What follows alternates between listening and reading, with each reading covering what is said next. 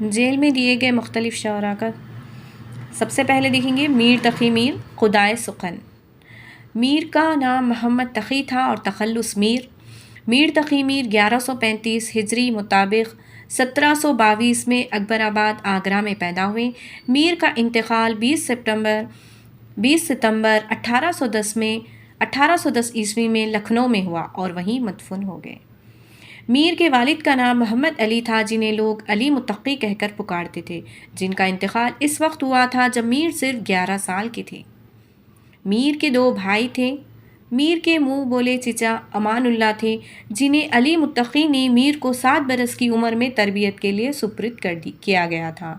میر کے استاد سوتیلے بھائی کے ماموں جان خان آرزو تھے۔ میر کے استاد دیکھیے خان آرزو تھے، وہ رشتے میں کیا ہوتے تھے؟ سوتیلے بھائی کے ماموں ہوتے تھے۔ میر نے سعادت امروہی کے مشورے پر شاعری شروع کی تھی۔ میر نے کس کے کہنے پر؟ سعادت امروہی کے کہنے پر شاعری کی شروعات کی۔ میر کے 2 بیٹے ہیں۔ بڑے بیٹے کا نام فیض علی تھا اور چھوٹے کا نام حسین عسکری تھا۔ میر اپنے والد کے انتقال کے بعد 1734 میں دہلی گئے ہوئے تھے، جہاں خواجہ محمد باسط کے چچا الدولہ نے انہیں 1 روپیہ یومیہ مقرر کیا، یعنی 1 روپے پہ مقرر کر لیے تھے۔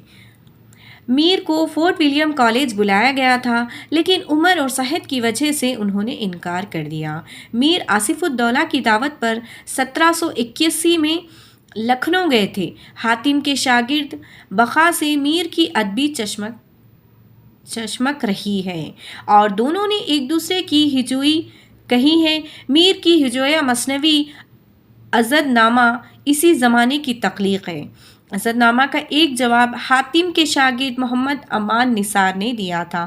میر نے لکھنؤ میں 31 برس آرام سے گزارے ہیں۔ میر کے متعلق سب سے بڑا کام شمس الرحمن فاروقی نے کیا ہے۔ فاروقی نے میر سے متعلق شعر انگیز 4 جلدوں میں لکھی ہے۔ اسی کتاب پر شمس الرحمن فاروقی کو سرسوتی سمان ملا۔ میر تقی میر کے والد میر کو نصیحت کیا کرتے تھے کہ بیٹا عشق کرو، عشق ہی اسی کارخانہ ہستی کا چلانے والا ہے، بغیر عشق کی زندگی وبال ہے، عشق میں جی جان کی بازی لگا دینا ہی کمال ہے، عشق ہی بتانا ہے، عشق ہی جلا کر کندن بنا دینا ہے۔ میر نے اپنے کلام کے بارے میں کہا تھا کہ میرا کوئی کلام کوئی نہیں سمجھتا جب تک کہ وہ اس زبان سے واقف نہ ہو جو دلی کی جامع مسجد کی سیڑھیوں پر بولی جاتی ہے۔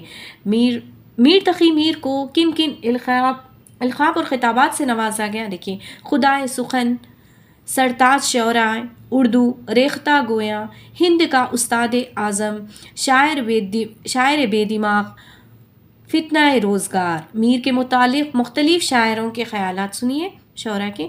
قائم چند پوری نے میر کو میر خمیر کہا۔ یہ کس کا خیال ہے؟ آزاد کا۔ میر اردو کے شیخ سعدی ہیں، ان کا کلام اکثر شاعری ہے۔ رام بابو سکینہ۔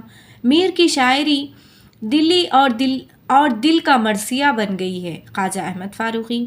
میر کا کلام آہ ہے اور مرزا کا کلام واہ۔ خواجہ باسط۔ میر کے اشعار کی